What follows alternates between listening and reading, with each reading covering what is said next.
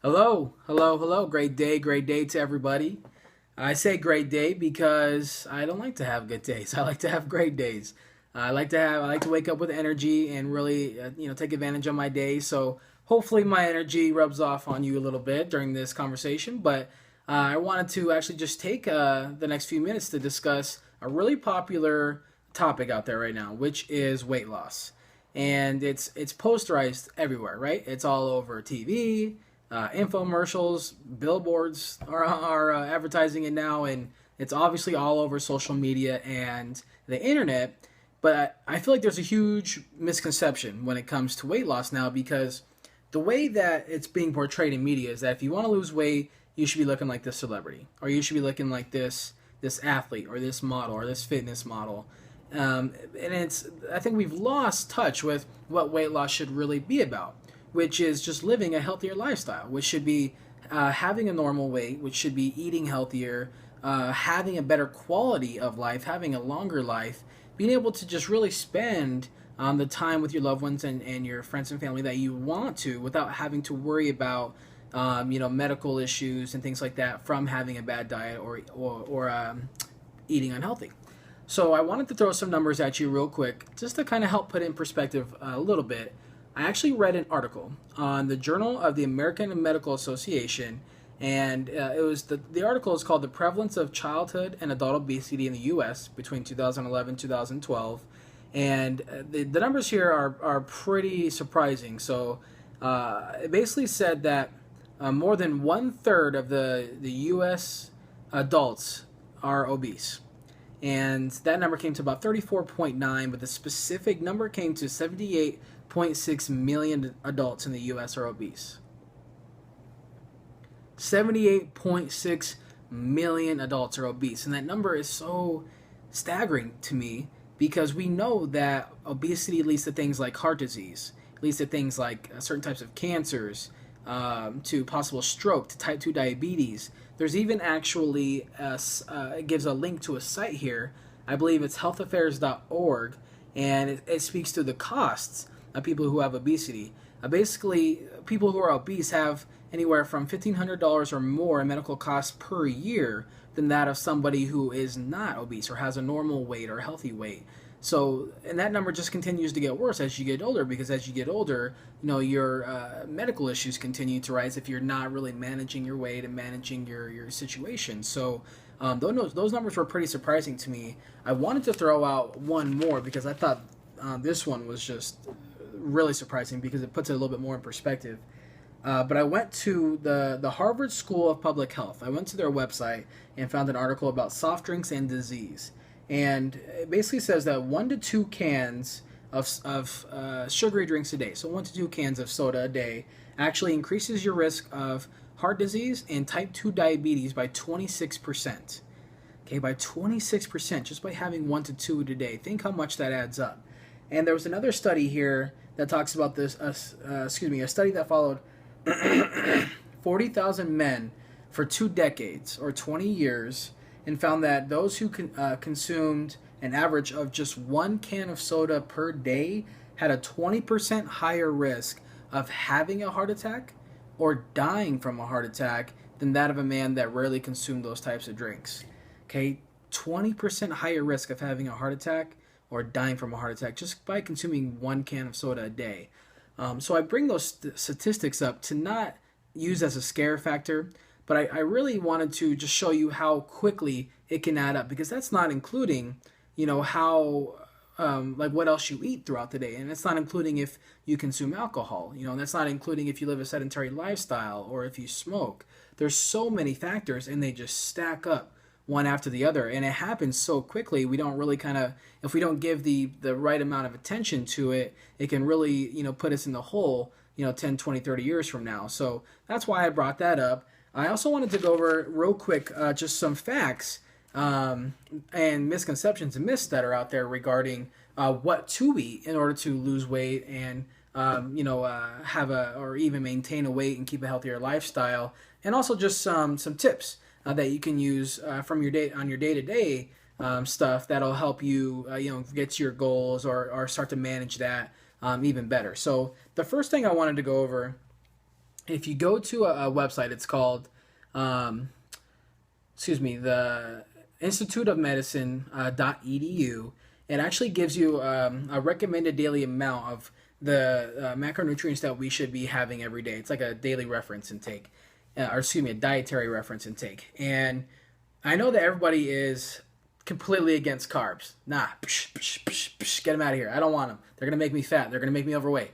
No, that is absolutely wrong. It cannot be further from the truth. Our body needs carbs very, very badly because carbs are our fuel source.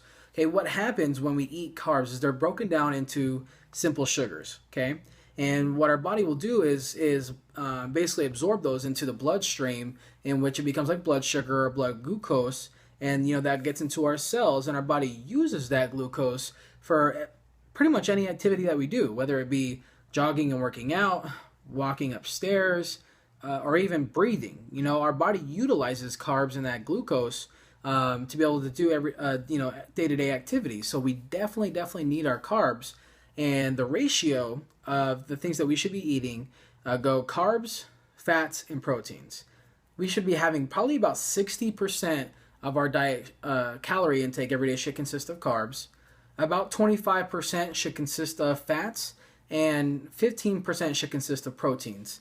Now, I know when I throw out 25% should come from fats, people I know, there's a couple people that probably went, well, yes, our body does need fats, and even up until a few years ago, even sports dietitians were still saying that eliminate fats. But that conversation has changed now to that we should be eating the right type of fats, because fats are essential for us, especially because, for instance, if you go back to the Institute of Medicine, their website, it breaks down a more detailed conversation, but just to kind of sum it up, having fats in our diet actually increases the absorption of soluble vitamins.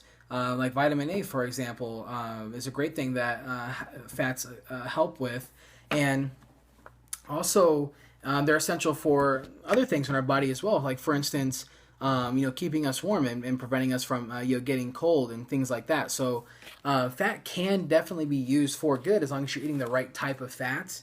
In this book here, if you see that, it's called Nancy Clark's Sports Nutrition Guidebook. Excellent resource for those who are athletes or even people who just want to lose weight in general or get a better understanding of nutrition. If you go to page 28 and 29, it gives you a lot of examples of things that you can eat that have healthy fats. A couple of things here, such as olive oil, is a really, really great substitute for things like salad dressings. Like, instead of ranch or instead of Italian dressing, you can use a little bit of olive oil on salads. Peanut butter is an excellent source. Almonds, walnuts, even especially your seafood and your fish, such as like salmon and tuna.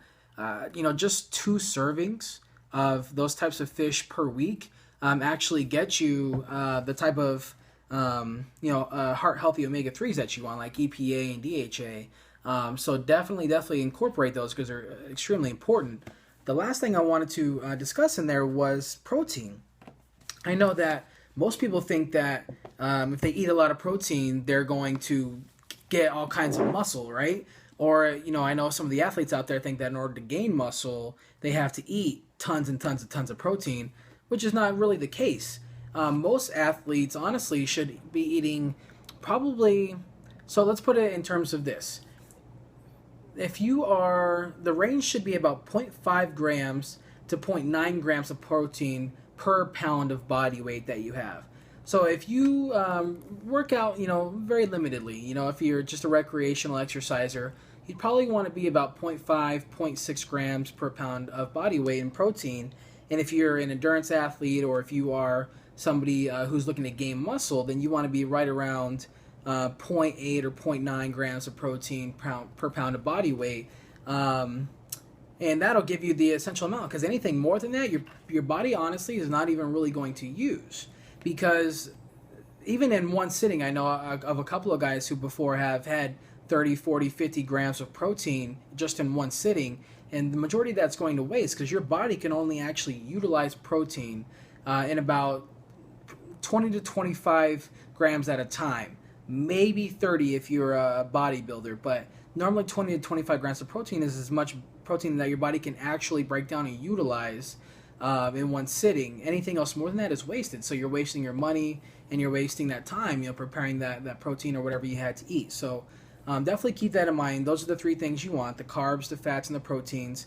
One thing that you do definitely want to steer clear of is empty calories, right? Because an empty calorie is like a solid fat or like an added sugar. So this is a friend of mine's. This is his Rockstar drink, and this has 2 servings per can, and it's 130 calories per serving. So this is 260 empty calories. And I'm sorry, if you actually go to choosemyplate.gov, excellent site for giving you tips, pointers, and information on how to plan out your meals. But it gives a lot of information regarding empty calories.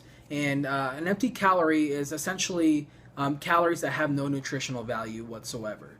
So this is 260 calories of nothing, essentially. Stuff like sodas, for instance. A Coke has 90 calories. If you have 3 Cokes a day, that's 270 calories of nothing. If you have, one of my best examples is Subway. Subway probably has some of the best cookies ever made. I'm guilty of eating them myself. But just one Subway cookie has 220 calories. So I know sometimes I think they come in like packs of 3 or 2 or something like that. So if you get 3 of them, that's 660 calories. So even if you did a workout that burns 600, 700 calories, well, all you did was burn those 3 cookies. Not including if you had soda that day or an energy drink or how the rest of your meals were for that day. So empty calories can add up very, very, very, very quickly. So eliminating those on your day-to-day is very important if you're able to do so.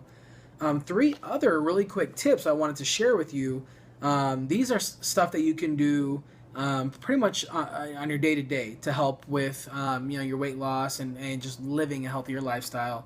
The first one would be to actually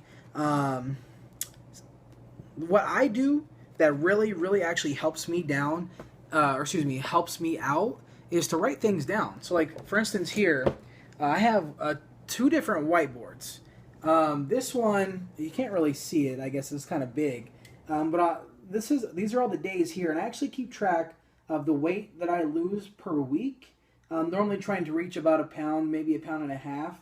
And then on the sides even, there's sections to write down, like if I need to go to the grocery store, if I know if I'm going to run out of something in 2 days, then I'll go do that. But writing it down is very, very important. If you go into the book here on page 317, it talks about how to keep accurate food records and stuff like that, because people who have a designed plan tend to lose weight more. People who give themselves options or outs tend to quit more often. So keeping a good record is very, very important. The next thing is actually to get some sleep. Please get some sleep. I know it's hard for those people who work a lot or have crazy schedules, but if you go to the book, if you go to page 321, it actually talks about making sleep a priority and how our brain actually sends signals to our body, and if we get enough sleep, it'll send signals to our body that we don't necessarily need to eat. But if we don't get enough sleep, it may send signals to our body that we're hungry and that we should eat, and that we should eat a lot. So there's a lot of different things that can affect our body if we don't get enough sleep. So definitely get some sleep. The last point is that I want to make is that diets do not work. Okay, I hate to be the bearer of bad news for anybody who thinks they're on an awesome diet, but they do not work. They're temporary solutions to a lifelong problem. And the only way that you're going to break past the barriers you need to break through is by understanding how to eat better, what to eat, when to eat, and how it actually affects your body. Because if you think about it, if you were to lose 40 pounds, 10 pounds, whatever, on a diet, and then you stop doing your diet, well, if you're not eating healthy, or if you don't understand how to eat healthy, what's going to happen after that, right? So just some things to think about. I hope you enjoyed all the information that I provided for you today. If you have any other specific questions about plans, or if you're worried about anything health-wise, obviously speaking with your your doctor or a registered dietitian is always the way to go. But I wish everybody luck on their goals, and I hope that I can continue to help out in any way I can. All right? Thanks, guys.